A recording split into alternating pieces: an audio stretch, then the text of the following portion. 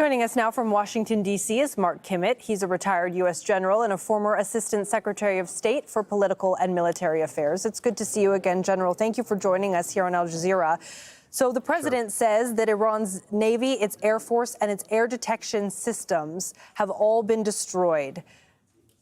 What is next, then, militarily, for the president to dispose of, and how difficult will that be going forward? Well, I think as Secretary of State Rubio said, the second phase will be tougher than the first. Look, I think the target deck, as we used to talk about it in the military, started off with leadership targets, worked its way down to missile targets, ballistic missile defense. It now worked its way down to the Navy to keep the Persian Gulf open. But there are a lot more targets in that deck that I believe the Americans will prosecute.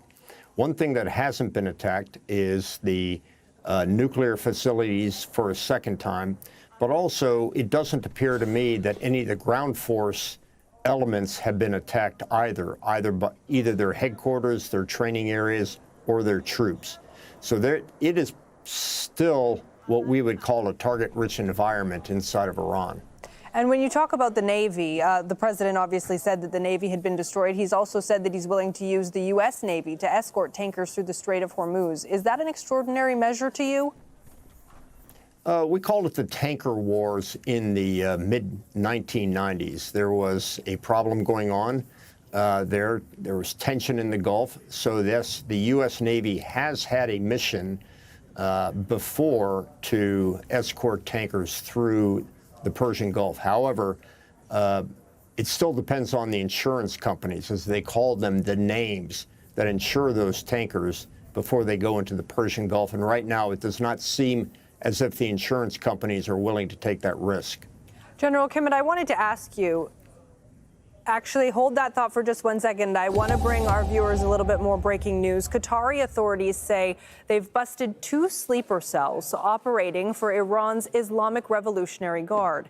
They say that 10 suspects have since been arrested. General Kimmitt, I want to go back to you there because obviously that does show how involved the Gulf states have now gotten in this conflict. I wonder if the U.S. has a duty of care here to the nations that host its air bases and its military bases in the region, and how that factors into their plans.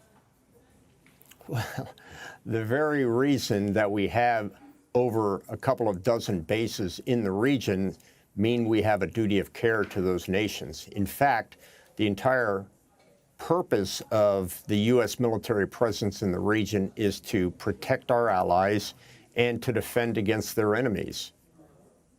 Do you feel like that's being done here? I do. That area has been quite safe for decades, ever since the Iranian Revolution in 1979.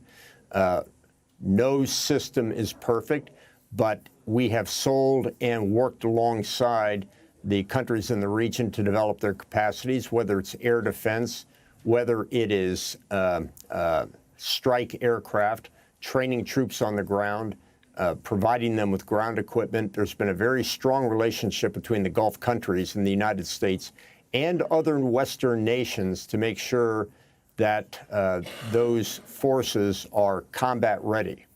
I wonder how it changes the calculation when so many other countries get involved. When you talk about, Cyprus being hit by drones, when you talk about France now bringing in an aircraft carrier, not necessarily to be party to the conflict, but for things alongside it, how does that now change the calculation with all of these other countries getting pulled in?